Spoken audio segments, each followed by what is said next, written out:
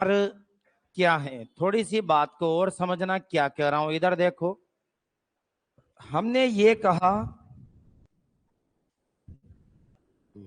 कि HCl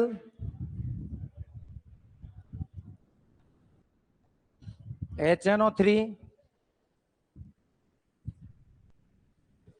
H2SO4 CH3COOH और H2CO3। एक बार अगर इन सभी के नाम देखें तो इसका नाम है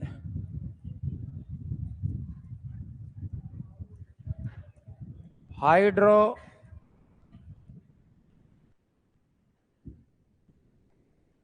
क्लोरिक अम्ल,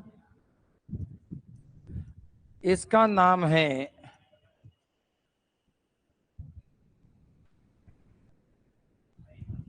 नाइट्रिक अम्ल, इसका नाम है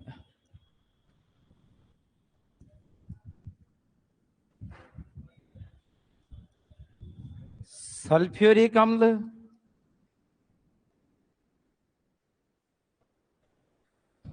इसका नाम है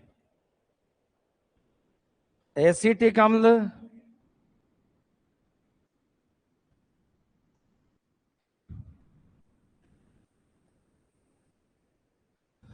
और इसका नाम है कार्बोनिक अम्ल। मैंने आपको कल ये 5 ही अम्ल लिखवाए थे। थोड़ी एक चीज इधर देख लो जिसमें सारा काम हो जाएगा। इन 3 को तो हमने कल, इन 3 को तो हमने कहा था प्रबल अम्ल, और इन 2 को कहा था दुर्बल अम्ल। फिर भी मैं यहाँ एक चीज क्लियर कर देता हूं, जिसे इधर देख लेना तो बात समझ में शायद आ जाएगी कि ऊपर से नीचे आओगे तो आप बोलना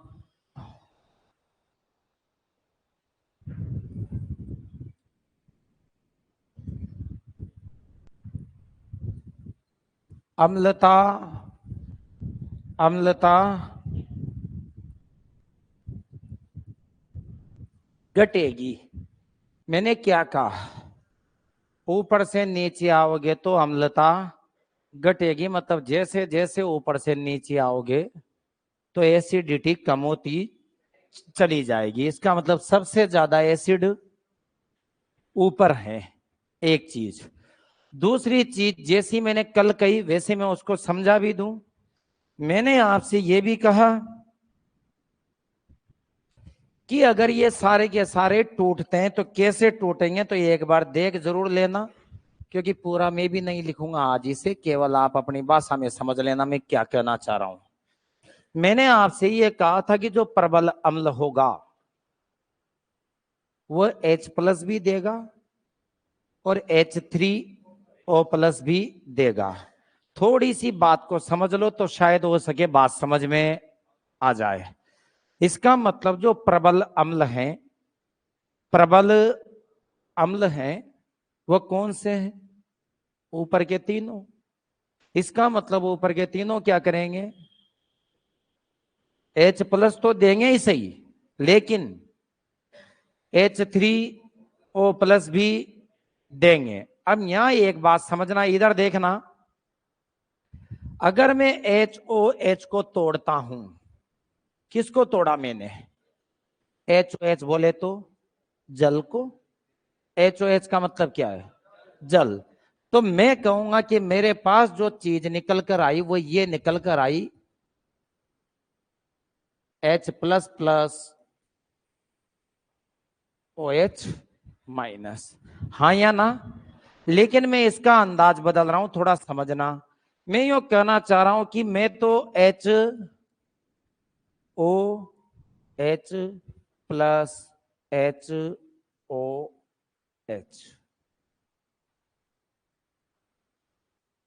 मैंने क्या किया, जल के 2 अणु लिए। अब जल के 2 अणु लिए तो काम की बात यहां समझो, इनको तो मैं क्या निकाल दूंगा, OH-, तो बचा क्या, H3O++।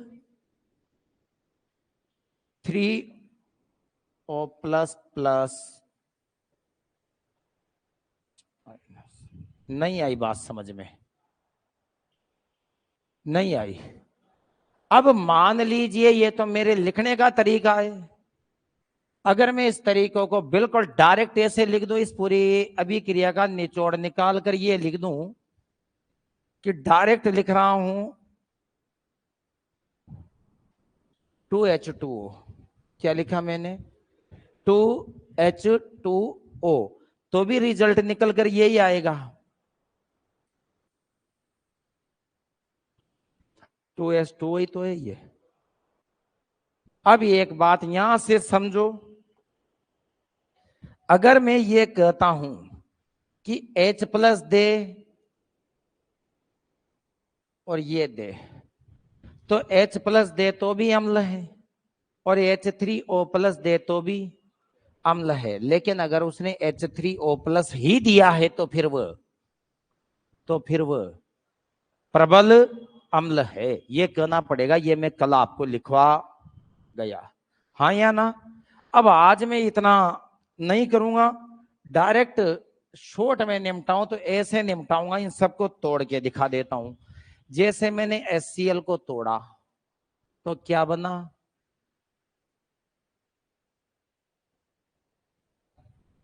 H+Cl-, हाँ या ना, हाँ या ना। अब थोड़ी सी बात को समझना, अगर ये इसके बजाय किसको लूं, HNO3 को, तो क्या बनेगा,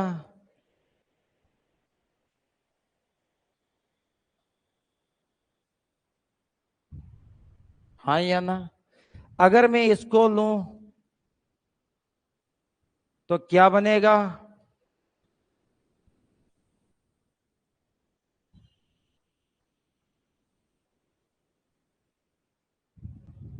हाँ या ना। अगर मैं इसको लूं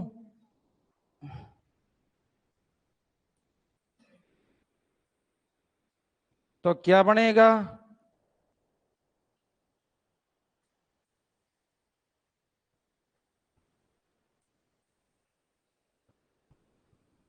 हाँ या ना। और अगर मैं इसको लूं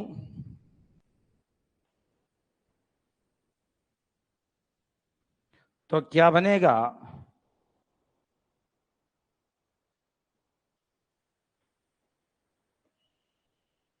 तो मैं एक चीज आपसे पूछना चाह रहा हूं, क्या ये सभी H+ दे रहे हैं,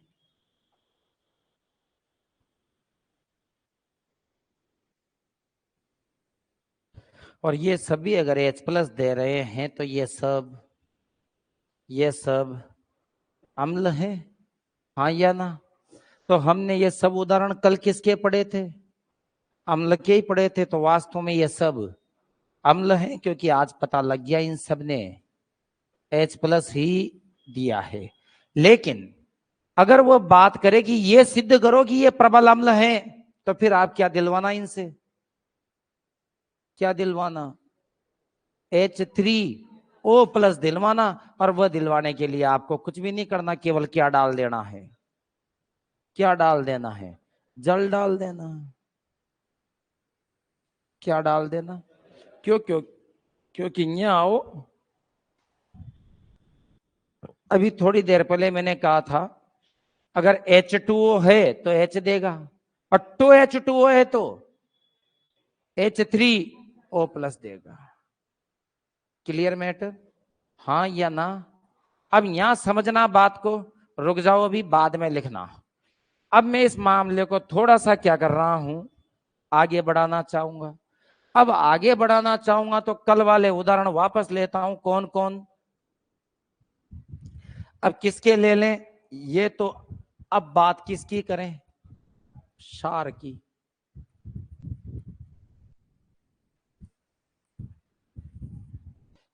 कल अपन ने बात किसकी की थी? अम्ल की। अच्छा, मामला अभी किसका चल रहा है? आर्हेनियस का। अभी मामला ही किसका चल रहा है? आर्हेनियस का। अभी न तो ब्रोस्टेड लोरी का चल रहा, न अभी लुइस का चल रहा है। अभी तो सारा मामला ही आर्हेनियस का ही चल रहा है। अब इधर आओ, अब बात किसकी करें? क्षार की। तो क्षार में मैंने आपको कल उदाहरण लिखवाए थे, एक तो NaOH, KOH,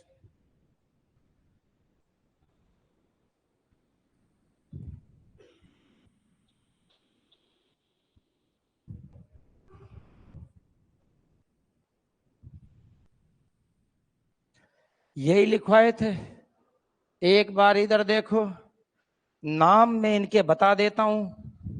नाम: सोडियम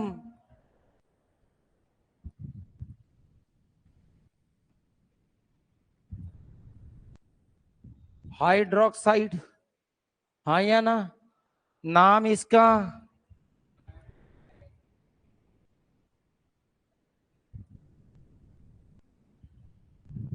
पोटेशियम हाइड्रोक्साइड। नाम इसका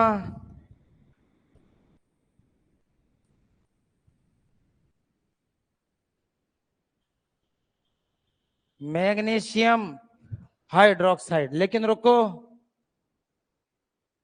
ये मैग्नीशियम हाइड्रोक्साइड मैंने सिर्फ इसलिए लिखवाया है क्योंकि ये आप लोगों से कई परीक्षाओं में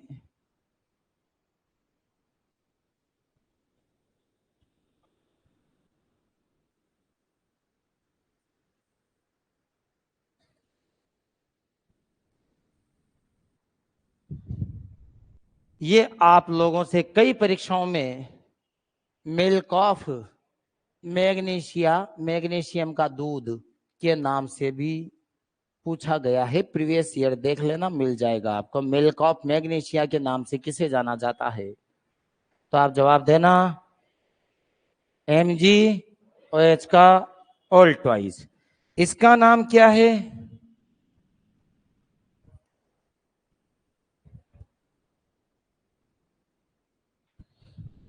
कैल्शियम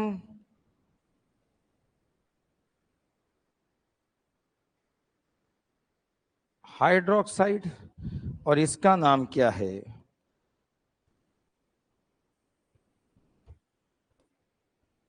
अमोनियम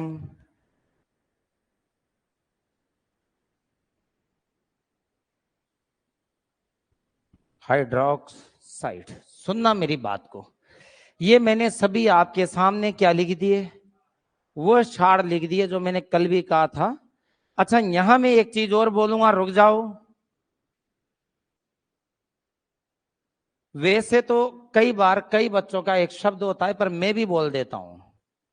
दोस्तों, अगर आप ये कहोगे सर आपका एक्सपीरियंस क्या कहता है, तो मैं जवाब दे देता हूं। मैंने जो देखा है, मैंने 99% पेपर को NCERT फॉलो करता देखा है। इसलिए आपके मन में होता क्या है, मैं बहुत बढ़िया जवाब दे रहा हूं, सुन लो। जैसे मैंने कल भी एक लाइन बोली थी, आज फिर बोल रहा हूं।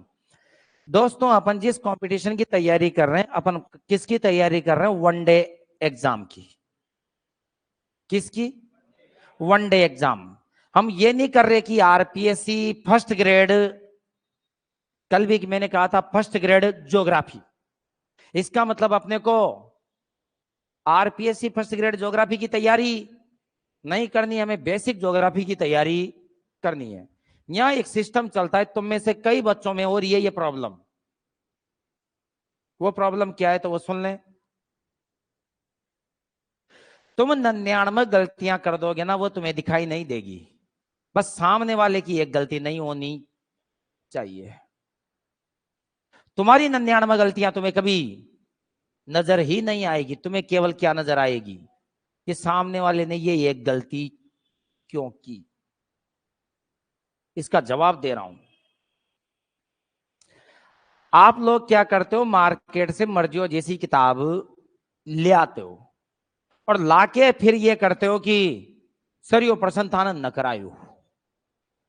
तो ये एक बात बताऊं, तुम्हारी मर्जी हो, जैसे अध्यापक को मेरे सामने खड़ा कर देना जो उस सब्जेक्ट का चैंपियन हो, और मैं उसी सब्जेक्ट के उसको इतने क्वेश्चन दे दूं कि उसे एक भी नहीं आए, ये मेरी गारंटी है।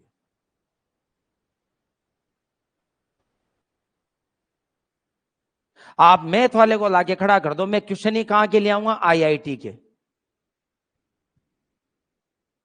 तो सच्चाई क्या है कि आप वास्तव में आईआईटी का एग्जाम दे रहे हो? क्या वो टीचर आईआईटी का है? तो फिर आईआईटी के क्वेश्चन को करने का कोई मतलब ही नहीं है, टाइम पास है, इससे ज्यादा और कुछ नहीं। इसलिए मैं यहां लाइन क्यों बोल रहा हूं, ये तो वो सुन लें। आप लोगों से इस बात पर फोकस क्यों करवा रहा हूं, क्या आपके मन में आया होगा क्या सर ये आपने 10 लिखवाए जो ही हम लोग शार है क्या, वो और नहीं है क्या? तो आपको बता दूं, बहुत है थोक के भाव में।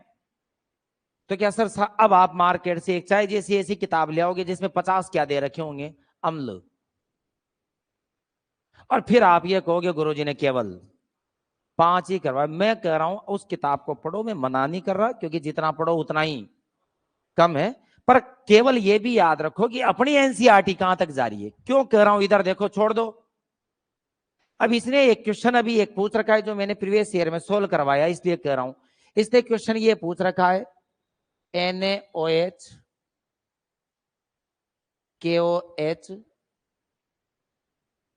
MgOH का होल ट्वाइज C2H5OH। ये कह रहा है इनमें से कौन सा एक अम्ल नहीं है।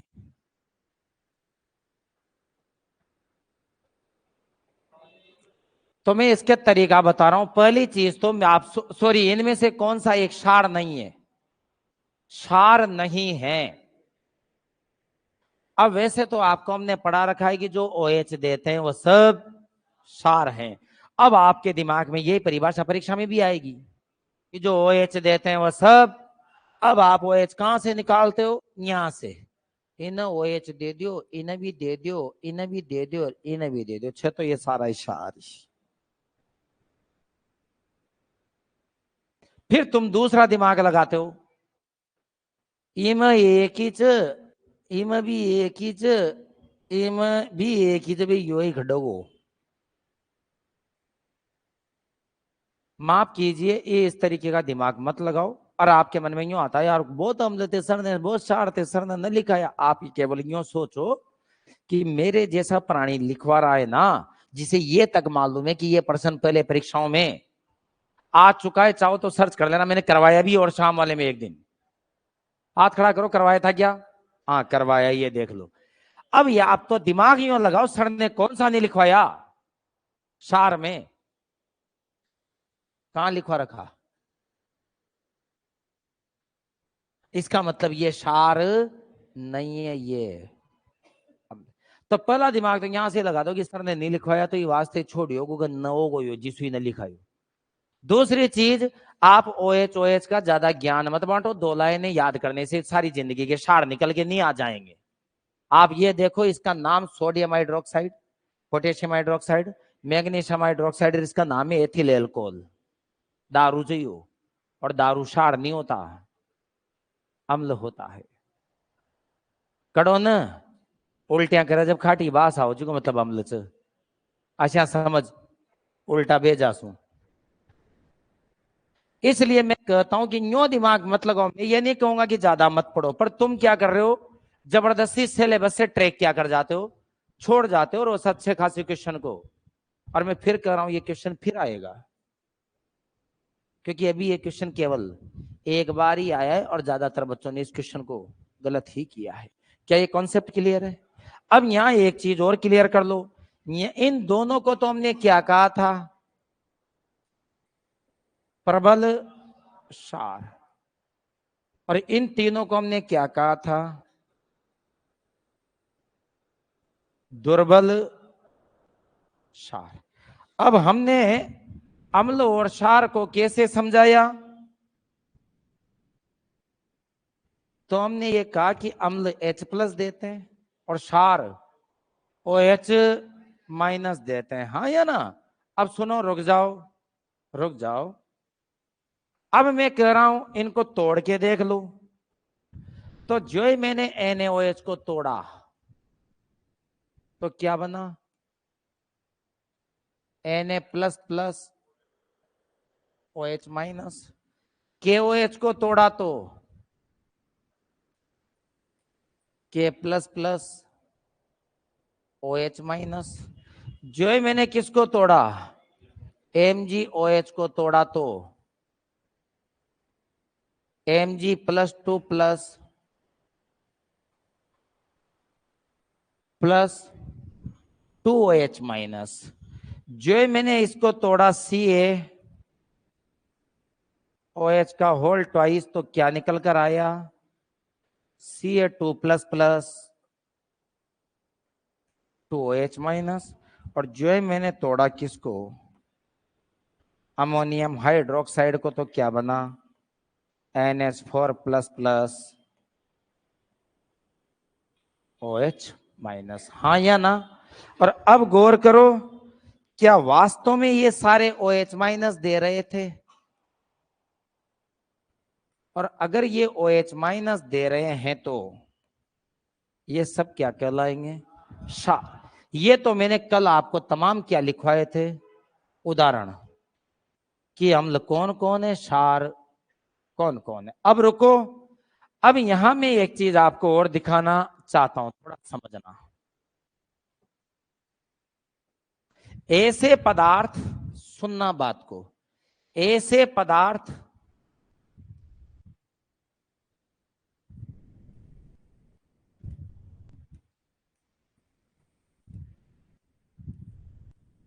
यौगिक। अब यहां दो बातें और सुनो, क्योंकि अभी मैंने पढ़ाया नहीं, पर इस बार पढ़ाना पड़ेगा।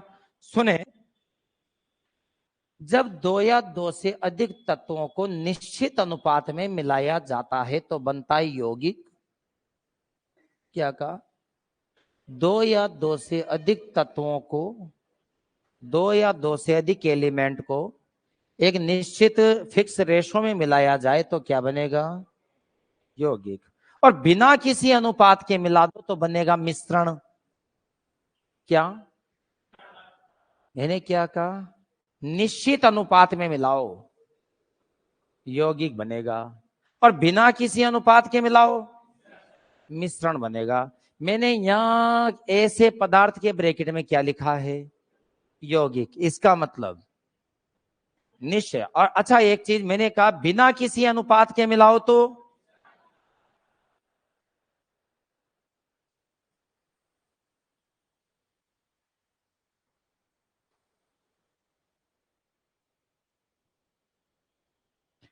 Aditya Gupta ji good morning. दौलत राम जी, जयराम जी की, सीताराम जी लिख रहे हैं LED कब लग रही है, कमेंट देखने के लिए गुरुदेव जी। शायद किसी ने घोषणा की होगी कि आपके कमेंट देखने के लिए बहुत जल्दी आपके यहाँ एक LED लगा दी जाएगी, तो वो पूछ रहे हैं, तो जवाब दो कब लगाओगे।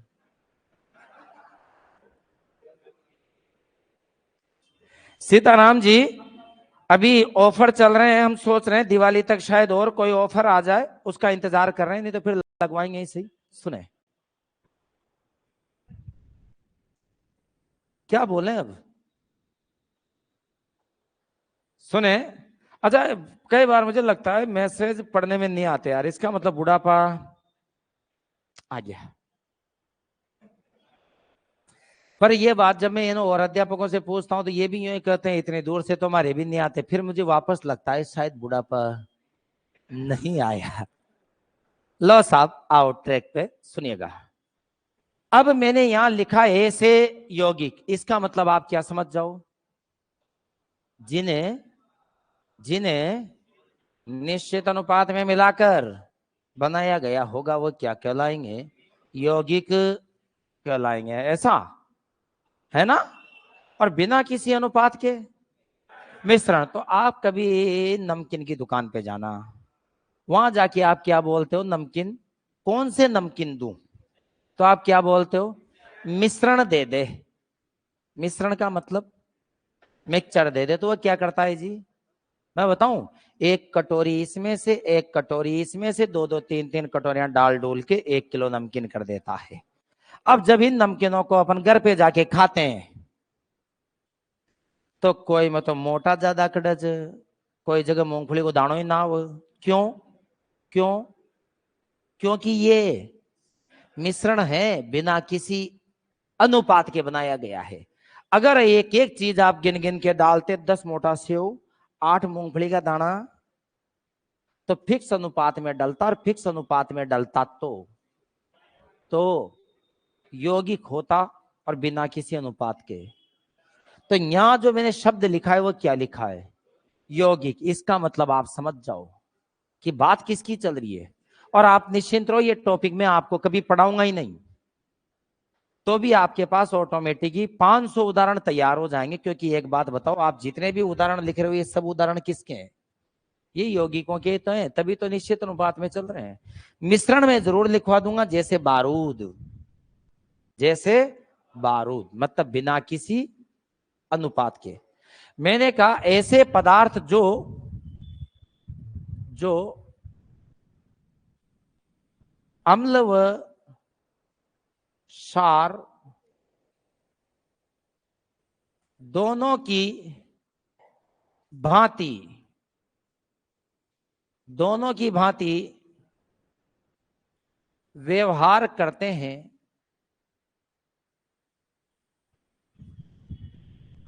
ऐसे पदार्थ जो अम्ल और क्षार दोनों की भांति व्यवहार करते हैं,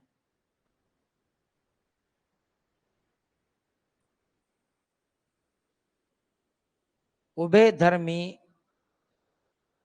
पदार्थ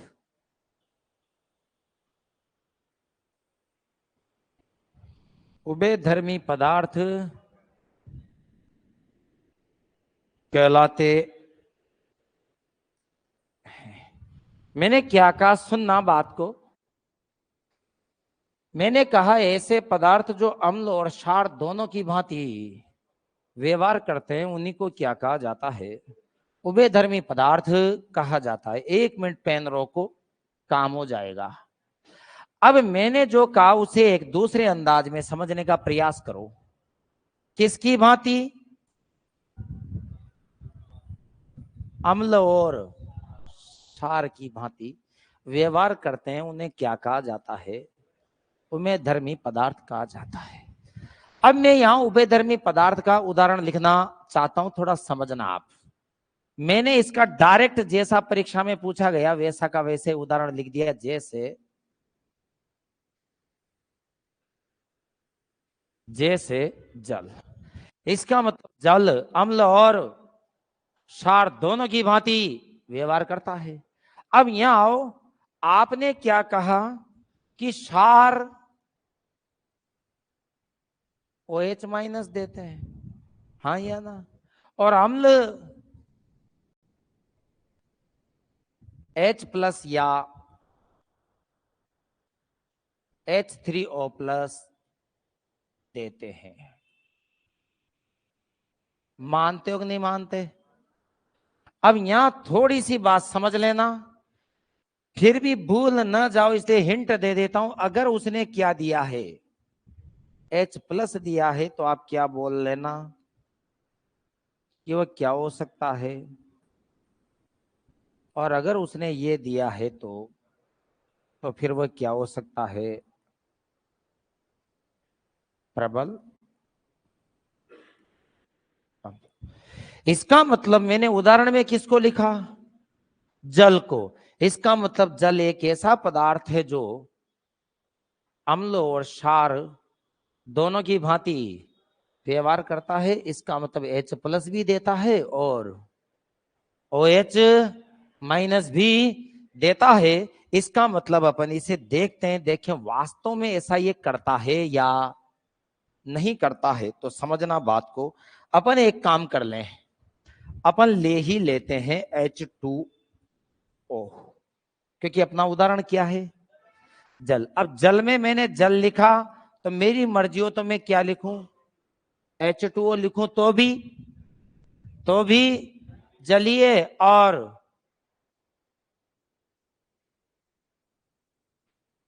2H2O लिखूं तो भी जलीय है। मेरी मर्जी हो जैसे लिखूं, डिपेंड करता है कि मेरे पास पानी कितना है। मैं कोटा का रहने वाला हूं, तो 2H2O लिखूंगा, है ना। मैं रहने वाला ही कहां का हूं, जैसलमेर का, तो आधा H2O भी लिख सकता हूं। हाँ, ऐसे मत घबराना कि किसी ने यूं लिख दिया 1/2 H2O, गुरुजी यो कहीं तो याद रखना ये पानी है। क्योंकि क्यों ये पानी, इस केमिस्ट्री के कुछ अंदाज बड़े प्यारे हैं। जैसे इधर देखना, अगर मैं कहीं इधर देखना लिखना, छोड़ दो पेन को, चलो चलो उसी नो जाओ, एक तो पेन नखता ही छोड़ दे बुगरो यार। मैं कल भी एक बात करके गया था, आज भी आपसे एक बात करके जा रहा हूं, और खुली छूट देके जा रहा हूं।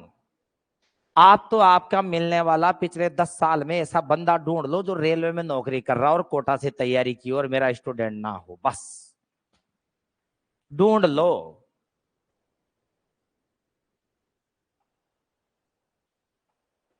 आज के 10 साल में कोटा से तैयारी करके, पिछले 10 साल का बोल रहा हूं, एक साथ तैयारी कहां से की हो? कोटा से। क्योंकि जो बच्चा जयपुर चल गया, दिल्ली चल गया, पटना चल गया, वो मुझे जानता नहीं है, पर मैं केवल कहां की बात कर रहा हूं, और वो मेरे से अछूता रह गया हो। पर बस एक ही चीज, मैं कभी नहीं मानता इस चीज को कि आपके सिलेक्शन नहीं होंगे। सिलेक्शन लेना, सिलेक्शन देना कोई बड़ी बात नहीं है। केवल 2 चीजें मांगती है वो। नंबर 1, 6, 7, 8 महीने रेगुलर तैयारी होनी चाहिए, और नंबर 2, कॉन्सेप्ट इतने क्लियर हो जाएं कि माइनस मार्किंग को रोका जा सके। अन्यथा ये लोग है ना जो यूं बोलते हैं, आज भी आप लोगों को, हालांकि जुगल सर इस बात को मेरे से कई गुना ज्यादा बढ़िया समझा देते हैं, पर मैं कहता हूं, कितनी कट ऑफ मानते हो आप? कितने ऐसे जोन बताऊं जहां की कट ऑफ 26 नहीं गई? क्या कह रहा हूं? 26 नहीं गई। और जिसे तुम रेलवे का हब कहते हो ना, पटना, वहां की परसेंट थी पिछली बार 25। ना मानो तो सर्च कर लीजिए गूगल पर। हाँ जी, 25 ही है। सिलीगुड़ी 25 थी। अब सुनो यार, साली 25 भी न बढ़ेगी क्या? पर फिर भी बच्चे ऐसे भी हैं जी, यह खैरियत नो यो, इको मतलब 25 वास्तव में न बनी। भाई जब 25 ही इतनी कम है तो सबकी बन गई, तो फिर वो बच्चा होना ही नहीं चाहिए था जिसकी। अभी भी ये कह रहा है सर मेरा सिलेक्शन नहीं हुआ। अब उसने तो ये कह दिया मेरा सिलेक्शन नहीं हुआ, तुम लोग क्या दिमाग लगाओगे? और यार कट ऑफ 70 जाओ तो कहां सो मारा जिसा सो कह जन एक लाइन पूछो तो कहां सो नो हो? गुरुजी पटना सो नो हो। तुम्हारा मन में अगलो पर्सन याद से कहीं आता होगो थार पूछो तो नको, पण मन में तो आज थार 25 न बनी कर, समझो। पर सच्चाई बताऊं, नहीं बनी ना बेचारे की, तभी तो नहीं हुआ। इसमें मजाक की क्या बात है? अब क्यों नहीं बनी? तो मैं बताऊं क्या होता है, जब बच्चे को पूरे पेपर में से 30-35 क्वेश्चन आते हैं ना, तो उसके मन में एक क्वेश्चन और आता है। 30-35 मत मारो, ओ गो कौन लगा सी सी सी, फिर वो गुसजन माइनस में, जब परसेंटेज पता लागे से 19, और फिर वो बच्चों आर्ख जी पमान फली सुई कहीं कर रखियो जो, दाव लगा रखियो जो, वो फोटो ये रदर मिलियो दिखाने के लिए लगा बागे भी। इसका मतलब हमें भी भरोसा था कि ये सिलेक्शन तो देगा। तो ये गलतियां कहां से हो रही है? ये गलतियां यहां से हो रही है क्योंकि तुम क्या करते हो, उस क्वेश्चन को ढंग से समझते नहीं और ऐसा लगाते हो बस यो ही, ये तुम्हारा ओवर कॉन्फिडेंस है। इधर आओ, क्यों कहा मैंने क्या रखा? H2O। और मैं पहले कह चुका कि H2O एक उभय धर्मीय, मतलब अम्ल और क्षार दोनों की भांति व्यवहार करता है, मतलब H+ भी देता है और OH। अब आप इसको देखो, देखो टूटेगा तो कैसे टूटेगा? तो इस H2O को ऐसे लिख दूं,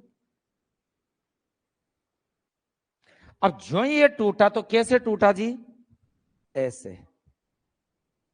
तो क्या बनाया? H++ OH-। अब H+ किसका काम करेगा? अम्ल का। और ये किसका काम करेगा? क्षार का। इसका मतलब जल अम्ल और क्षार दोनों की भांति व्यवहार करता है, इसलिए जल उभय धर्मी है। हाँ या ना? अब ये क्या करता है, बच्चे को हम ये बात सिखा देते हैं। ये इसी बात को बढ़िया अंदाज में ऐसे पूछ लेता है कि इसका कल्याण करके दिखाओ, इसका 2H2 2H2। अब 2H2 को आप एक काम करो ना, ऐसे लिख लो ना, HOH प्लस H। नहीं लिख सकते? नहीं लिख सकते? अब अगर ऐसे लिख सकते हो तो जुगाड़ वापस वही कर दो। क्या बनेगा? 2H plus plus OH minus. देखो तो सही,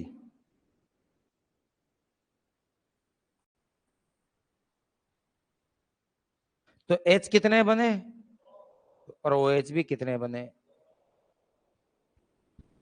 केवल और केवल आपको बेवकूफ बनाने का तरीका है। उसने दुकान खोल रखी है, बच्चे को बेवकूफ कैसे बनाया जाए। अब तो वो 3 भी लिख देगा ना, तो भी आप क्या कर दोगे? जवाब दे दोगे। मुझे नहीं लगता कि जवाब नहीं आएगा। कोई डाउट किसी को? कोई डाउट किसी को? जल्दी बोलो। नहीं, वह कह रहा है कि नहीं, इसे सिंगल फॉर्म में तोड़ो। तो सिंगल फॉर्म में तोड़ेंगे तो देखना कैसे तोड़ रहा हूं। H H और इसको भी ले लो, तो क्या लिख दूं? H3O plus. मैं आपसे पूछता हूं, H लिया, H लिया और OH लिया, तो H H H H कितने हुए? 3। और ये क्या ले लिया? O। तो बचा क्या? तो भी ये किसकी भांति व्यवहार कर रहा है? और जब दोनों की भांति व्यवहार कर रहा है तो नहीं आई बात समझ में? लेकिन ऐसा केवल कौन करेगा? जो प्रबल अम्ल होंगे वह करेंगे। दुर्बल अम्ल इतनी ज्यादा क्रियाएं नहीं करते, क्योंकि वो पहले से ही क्या है? दुर्बल। दुर्बल बोले तो कमजोर। Concept clear? अब मैं वापस यहां बैक में आऊं, तो आप क्या करना, इन 5 अम्लों को और 5 क्षारों को तोड़ना सीख लो कि इनको तोड़ते कैसे। तो मैं आपको एक नए प्रश्न पर और लेकर चलता हूं। इधर देखना क्या कह रहा हूं। अम्ल क्षार से क्रिया करके लवण व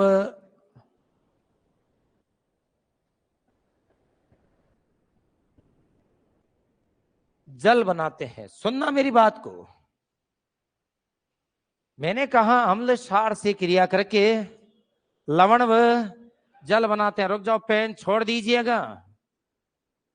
अम्ल क्षार से क्रिया करके लवण व जल बनाते हैं।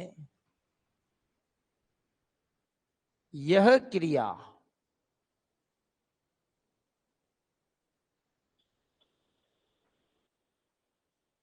उदासीनीकरण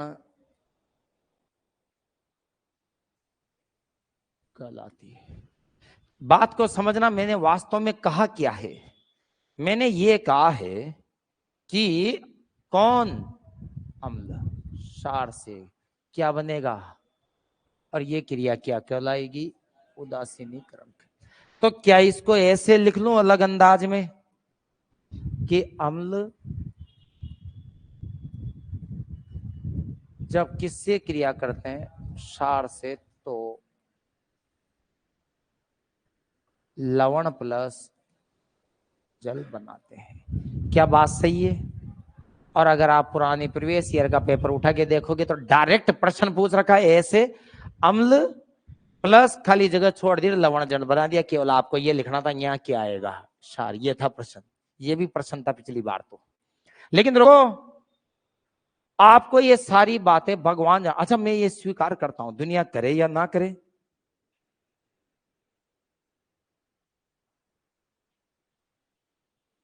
दुनिया इस बात पर विश्वास करे या ना करे, पर मैं करता हूं कि आप लोग पढ़ते तो हो,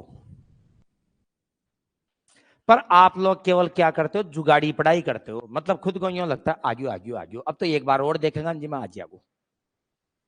मुझे एक डायलॉग बड़ा फेमस याद है, सुनना। ये रजिस्टर मुझे दे दीजिएगा, वो वाला दे दो, वो ये वाला, हाँ कोई सा भी दे दो। ये ऐसा मैं मानता हूं, आप ऐसे पढ़ा करो कि इस पेज से आज मेरी आखिरी बार मुलाकात हो रही है, इस पेज से आज मेरी मुलाकात, आखिरी मुलाकात है, इसके बाद या तो मैं ना रहूंगा या पेज ना रहेगा। अब आप अच्छे से जानते हो कौन नहीं रहेगा, पेज नहीं रहेगा, क्योंकि थे तो मरेगा नहीं, पेज हूं मैं यूं मर जाऊंगा था घास हूं। और इसको एक बार, दो बार, तीन बार, चार बार, पांच बार पढ़ लो, बढ़िया क्या हो गया यार, इसके बाद इसे फाड़ दो। 3-4 दिन ये गेम खेलो, आपको खुद को ये साइकोलॉजी बंद हो जाएगी। आज जागो भी एक बार और देखेंगा जी मैं, आज जागो, क्योंकि तांगे पास एक बार देखवा जतनो विकल्प ही न बचोगो ना। अब तुम क्या करते हो, जितना पढ़ा उतना पढ़ लिया, फिर ना हो जाए छोड़ दे, अगली बार कर लेंगे। तो ये एक बात बताओ, अगली बार उन्हें के रह जाओगा ग, अगली बार उसे ही करते रहोगे क्या? नहीं, पर ये जब तक रहेगा ना, साइकोलॉजी ऐसी रहेगी। इसलिए मैं ये नहीं कर रहा, आदत बनाओ, फिर 2-4 दिन बाद ये आदत क्या कर जाएगी, बन जाएगी कि जो है मुझे ये करना चाहिए। अब तुम अभी यही कर रहे हो। उस शाम वाले बैच में मैंने 2 घंटे साइंस क्या पढ़ा दी, 15 दिन से 2 घंटे नॉन स्टॉप पढ़ा रहा हूं, 4 से 6। अब कल मैंने क्या बॉटनी खत्म करके केमिस्ट्री स्टार्ट कर दी, क्योंकि मैंने आपसे कह दिया था वो बैच आपसे आगे निकालने वाला हूं, बस ज्यादा से ज्यादा 5-7 दिन में निकल जाएगा। अब आप सोचो कहां कहां 9 महीने के रिजल्ट, समझ रहे हो ना, कहां 3 महीने में वो रिजल्ट आ रहे हैं।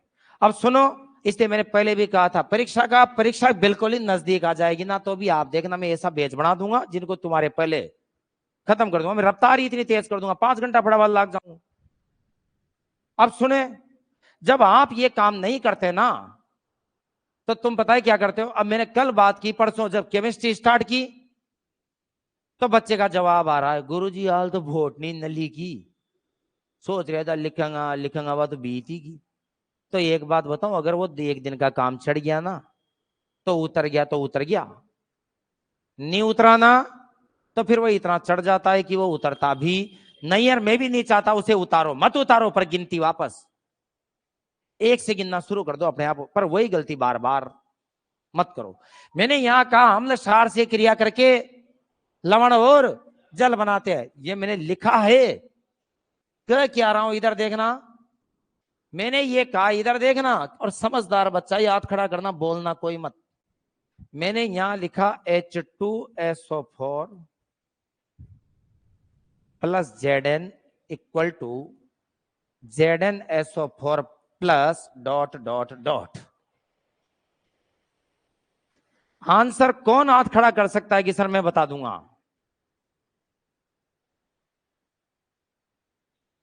जल्दी हाथ खड़ा करो। एक बच्चे ने हाथ खड़ा किया है पूरी क्लास में से, 2 3 4 5 6 7 8। जब ऊपर लिखा हुआ है सब कुछ, क्या बनेगा जी?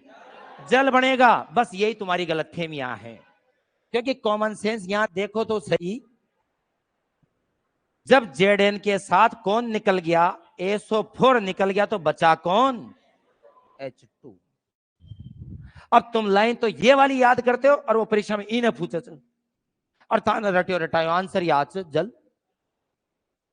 उसने यहां कहां कहा, वो ये तो पढ़ा के तो हम इसे बेचते हैं, और उसने पता है क्रिया किससे किसकी करवा ली, अम्ल की क्रिया धातु से करवा दी, तो फिर क्या बनेगी? अब नया कॉन्सेप्ट आ गया कि जब भी कोई अम्ल धातु से क्रिया करता है तो, जल्दी बोलो। अब एक बात बताओ, इस अम्ल के बजाय क्या ले लूं? C2H5OH, दारू। धातु के बजाय क्या ले लूं? स्टील का गिलास। इसका मतलब मैंने ये वाला अम्ल, एथिल अल्कोहल, किसके गिलास में लिया?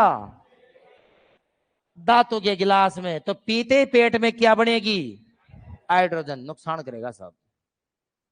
इसीलिए कभी नोटिस करना, कढ़ाई में नींबू नहीं डाला जाता है। नींबू आप आपकी प्लेट में धोने में डालते हो। क्यों? क्योंकि कढ़ाई किसके थी? या तो लोहे की या एल्यूमिनियम की डिस्पोजल कढ़ाई तो ताकि वो होगी कौन हांडिया में आजकल कोई क्या बना कौन। हाँ हांडी होती जब तो काम हो जाता, क्योंकि धातु की नहीं थी। सब क्या कढ़ाइयां बर्तन काहे के हैं? 99% एल्यूमिनियम का कुकर, 50% लोहे की कढ़ाइयां, 2-5% पीतल की कढ़ाइयां, और एक गलती सू आंडी में खा रही हो तो खा रही हो। अब इन सब धातु के बर्तनों में अगर तुम क्या डालोगे? नींबू, तो क्या बनेगा? हाइड्रोजन। तो वो बना बनाया मटेरियल क्या हो जाएगा? खराब हो जाए। इसलिए कहते हैं कि स्टील के गिलास में शराब पीने से विल्सन रोग होता है। ये वास्ते डिस्पोजल में कांच में पीबो करो।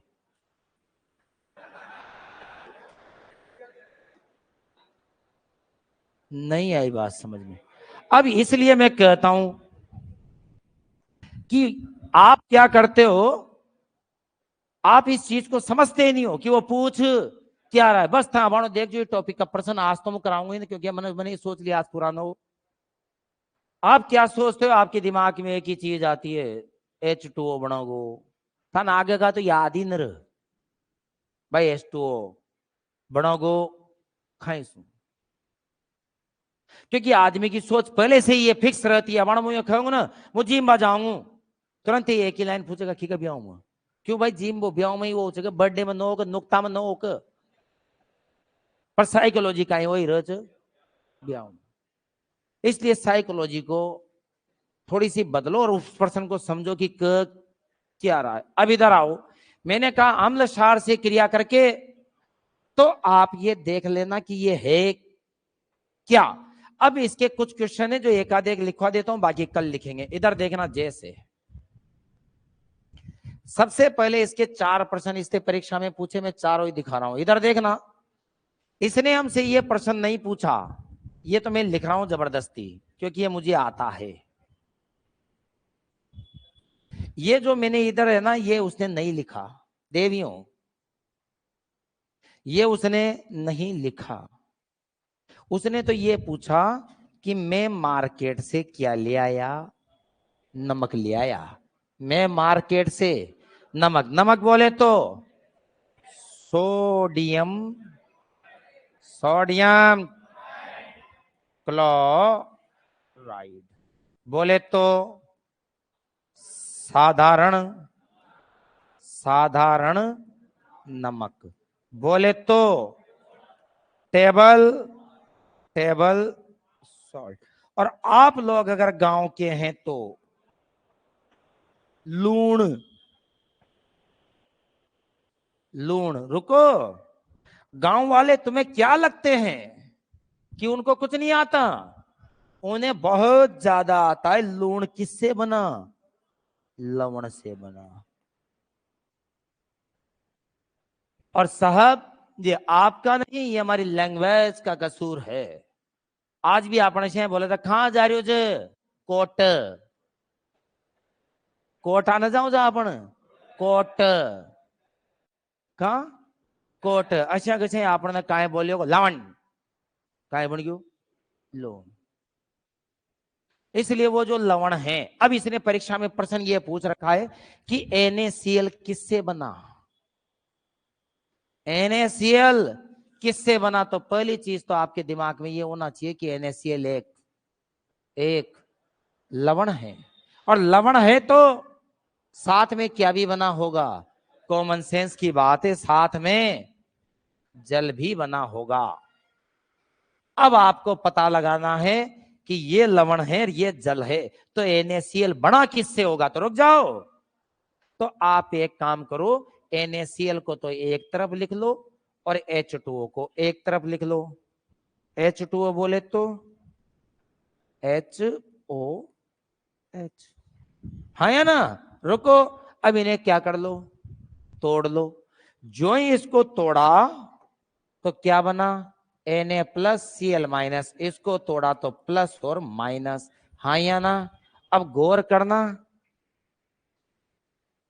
इसका प्लस, इसका माइनस और इसका माइनस, इसका प्लस, तो वास्तव में कौन किसके साथ गया? HCl NaOH के साथ गया। इसका मतलब इन दोनों से ये बना होगा, हाँ या ना। अब बैक में जाओ, HCl क्या है? प्रबल अम्ल। NaOH क्या है? प्रबल क्षार। इसका मतलब अम्ल ने क्षार से क्रिया करके लवण और जल बनाया होगा, हाँ या ना। अब इसने फिर पूछ लिया कि इस NaCl एक लवण है, इस लवण की प्रकृति क्या होगी? तो याद रखना, ये भी प्रबल, ये भी प्रबल, मतलब दो प्रबल मिलेंगे तो आप बोलना ये न्यूट्रल होगा। तो दोबारा सुनो, अगर दोनों क्या हैं? प्रबल, तो बनने वाला न्यूट्रल। दोनों क्या होते? दुर्बल, तो भी बनने वाला न्यूट्रल। न्यूट्रल, इधर देखो, दोनों अम्ल और क्षार दोनों प्रबल है तो बनने वाला लवण न्यूट्रल होगा, और दोनों दुर्बल है तो भी न्यूट्रल होगा। हाँ, अम्ल प्रबल और क्षार दुर्बल, तो फिर स्ट्रॉन्ग कौन हो गया? अम्ल, तो फिर बनने वाला लवण अम्लीय होगा। नहीं आई बात समझ में? इसका भी एक क्वेश्चन पिछले पेपर में ही पूछ रखा था, बाकी क्वेश्चन में इसके कल सॉल्व करवा दूंगा। फिलहाल तो जितने करवाए उतने लिख लो आप लोग।